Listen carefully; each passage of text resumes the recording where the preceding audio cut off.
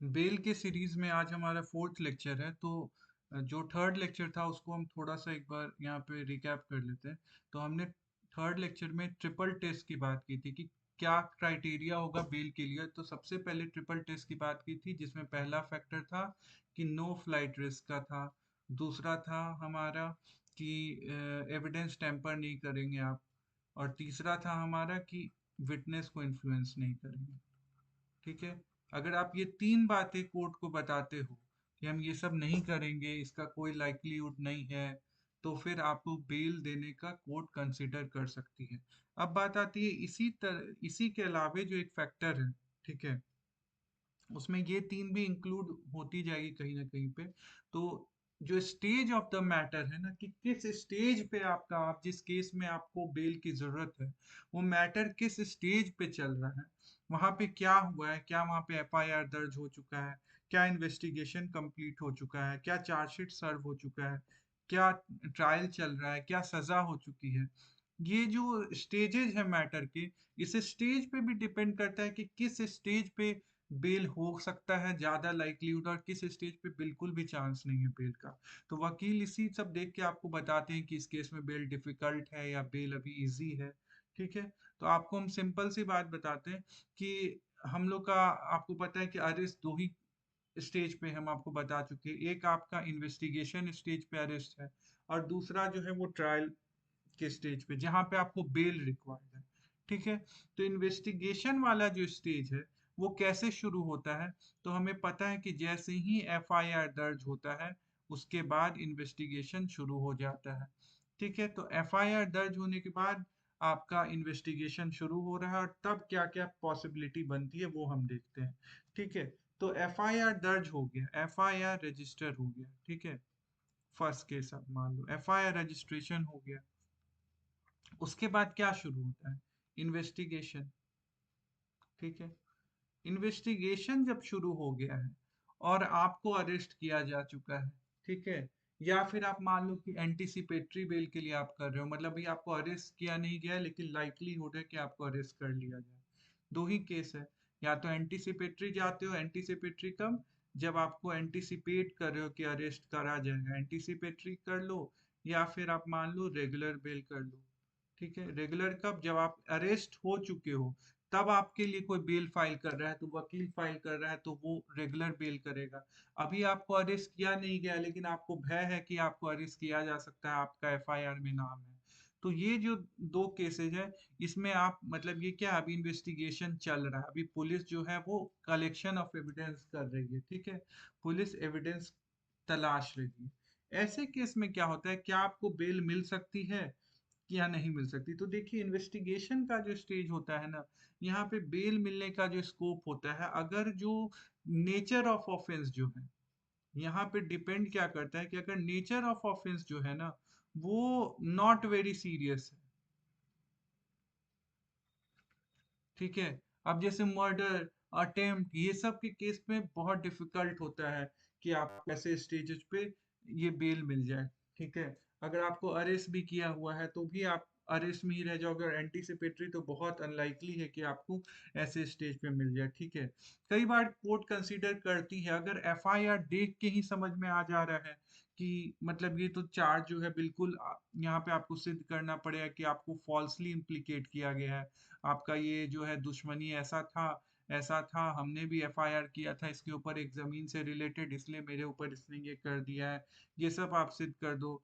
ठीक है। आप सिद्ध कर दो कि बिल्कुल मैलाफाइड इंटेंशन के साथ ये जो है केस किया गया है। अगर आप इस स्टेज पे ये सब बता पाते हो, तभी स्कोप है कि आपको बेल मिल जाएगी। अदरवाइज अगर सीरियस ऑफेंस है तो बहुत ही ज्यादा अनलाइकली है कि आपको अभी बेल मिले। ठीक है। तो ये फैक्टर आपको हमेशा इन्वेस्टिगेशन के स्टेज पे देखना पड़ेगा। इसलिए इन्वेस्टिगेशन जब पेंडिंग होता है और आप अरेस्ट होते हो, तो chances are not very good कि आपको बेल हो जाए। ठीक है। Specially in serious nature offences. अब बात आती है कि अब इन्वेस्टिगेशन जो है वो कंप्लीट हो गया।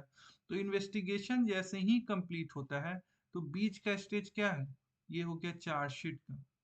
कि पुलिस जो है अपनी रिपोर्ट दे दी है, पुलिस जो है उसने अपनी रिपोर्ट दे दी किसके पास, तो मैजिस्ट्रेट के पास दे दी। तो चार्जशीट जो है, सेकेंड स्टेज क्या हो गया कि चार्जशीट सबमिट कर दिया गया है, और अब जो है ट्रायल अभी शुरू हुआ नहीं है। तो चार्जशीट जब सबमिट हो गया मतलब कि इन्वेस्टिगेशन का सारा काम हो गया है। तो चार्जशीट सबमिशन के बाद आपके पास क्या बचता है, हम ये कल भी आपको बताए थे कि अब जो है आप कोर्ट को बता सकते हो कि मैं जो हूँ, मैं एविडेंस टेम्पर नहीं कर सकता हूँ, क्योंकि एविडेंस तो अब जितना है पुलिस ने कलेक्ट कर ही लिया है, तो इसका कोई खतरा नहीं है। दूसरा फैक्टर बताओ कि विटनेसेस को इन्फ्लुएंस करने का भी अभी मेरा कोई, क्योंकि विटनेसेस का भी मतलब देखो, विटनेसेस तो ऐसे भी कोर्ट में फर्दर जाके ट्रायल स्टेज पे भी आने हैं, लेकिन स्पेशली जो मेन फैक्टर है, इसलिए आप इन्फ्लुएंस तो आप खैर किसी स्टेज पे कर सकते हो, पहले भी कर सकते हो, बाद में भी कर सकते हो, ठीक है। तो मेनली जो फैक्टर है वो एविडेंस ही प्ले करेगा, ठीक है, इसलिए इस फैक्टर को आप अभी रहने दो, ठीक है। लेकिन आप यहाँ पे भी लाइक्लीहुड है कि आप कर सकते हो, इसलिए मैंने इसको बताया।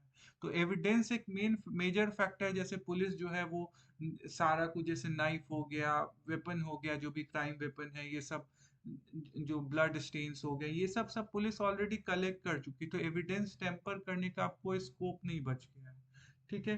तो इसलिए ये जो फैक्टर है ये आपका यहाँ पे ड्राइव करता है, इसलिए कहा जाता है कि चार्जशीट जब सबमिट हो जाता है तो उसका बेल का चांसेस जो होता है वो ज्यादा बढ़ जाता है, यहाँ पे बेल मिलने का स्कोप ज्यादा होता है। जनरली देखोगे आप, अटेम्प्ट टू मर्डर, मर्डर, ये सब केसेस में भी जनरली चार्जशीट सबमिट हो जाती है, तो बेल कई बार मिल भी जाता है, ठीक है। अब इसके बाद का जो स्टेज है, जो थर्ड वाला है, वो है हमारा हमारा की ट्रायल शुरू हो चुका है। अब बात ये थी, ट्रायल जब शुरू हो गया तो मैंने आपको बताया ना, एविडेंस का खेला खत्म हो गया। ट्रायल में क्या होना शुरू था, विटनेसेस का एग्जामिनेशन। तो जब मान लो की विटनेस जो है, जो एकदम मेन विटनेस है, अगर उसका एग्जामिनेशन हो गया, तो आप फिर कोर्ट को बता सकते हो कि जो मेजर विटनेसेज है, जो इस केस के लिए सबसे महत्वपूर्ण विटनेस है, उनका तो एग्जामिनेशन हो गया, अब आप हमको जेल में रख के क्या करोगे, ठीक है। तो ऐसे केसेस में आपको यहाँ पे भी बेल मिलने के चांसेस होते हैं। तो ये भी एक अच्छा स्टेज है कि जहाँ पे आपको बेल मिल सकता है। इसके बाद जो है, तो ये क्या हो गया, ये ट्रायल जब तक आपका पेंडिंग है तब का केस है। अब इसके बाद आपको क्या लगता है कौन सा केस आएगा, तो अब ट्रायल जो है वो कंक्लूड हो गया। ट्रायल का कंक्लूजन मतलब क्या हो गया, ट्रायल कंक्लूडेड। ये कब होता है, तो जब सजा आ चुकी है, क्या हो गया है, तो आपको कन्विक्शन हो गया है।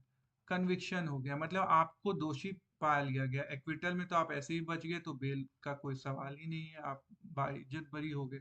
लेकिन अगर आपको कन्विक्शन हो गया, आप दोषी पाए गए, तो आप क्या करते हो, आप हायर कोर्ट्स में, आप क्या करते हो, आप हायर कोर्ट्स में इसकी अपील लगाते हो। क्या लगाते हो, अपील लगाते हो।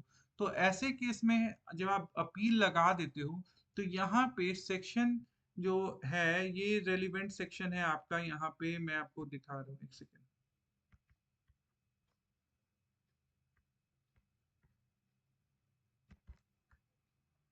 ये ऊपर नहीं आ रहा है, कोई बात नहीं, मैं आपको यहीं पे बता दूँ। सेक्शन जो 387 है ओल्ड सीआरपीसी का, ठीक है, और जो न्यू सीआरपीसी है उसका कौन सा सेक्शन होगा, ये एक मिनट रुक जाओ, मैं आपको बता रहा हूँ।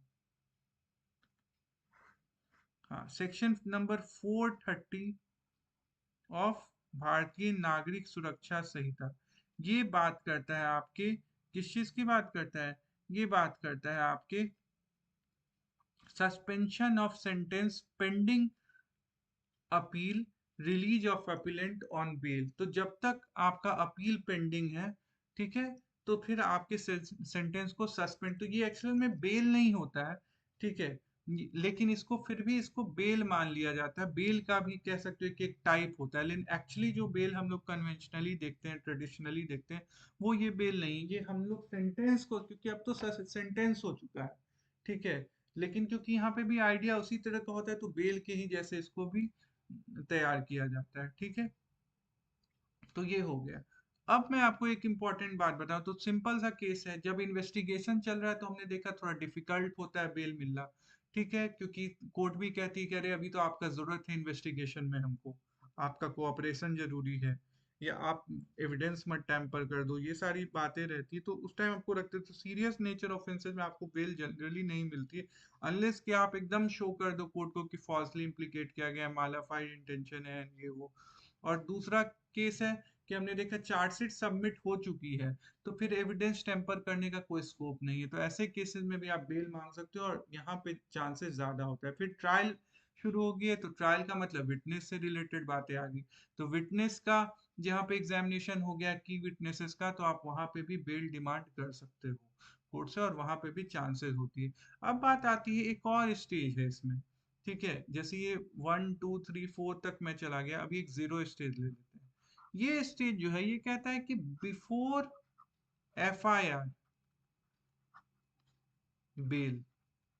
आपने ये कभी सुना है कि FIR रजिस्टर नहीं हुआ और आपको बेल की जरूरत हो रही है? तो ऐसा होता है केसेस में। आपको पता है कि मेरे ऊपर फलाना आदमी FIR कर देगा, या कंप्लेंट फाइल हो गया है, अब ऑर्डर आ जाएगा FIR करने का, इन्वेस्टिगेशन करने का, ऐसा आपको भय हो रहा है, और भय आपका रीजनेबल होना चाहिए, ऐसा नहीं घर बैठे डर रहे हो आप, ठीक है। तो ये जो एक स्टेज होता है, यहाँ पे भी आप बेल फाइल करते हो, एंटीसिपेटरी बेल। ये किस केस में आपको कहा गया था, देखो यहाँ पे ये कहता है anticipatory bail application can be filed even before registration of FIR, but there should be reasonable basis for apprehension of arrest.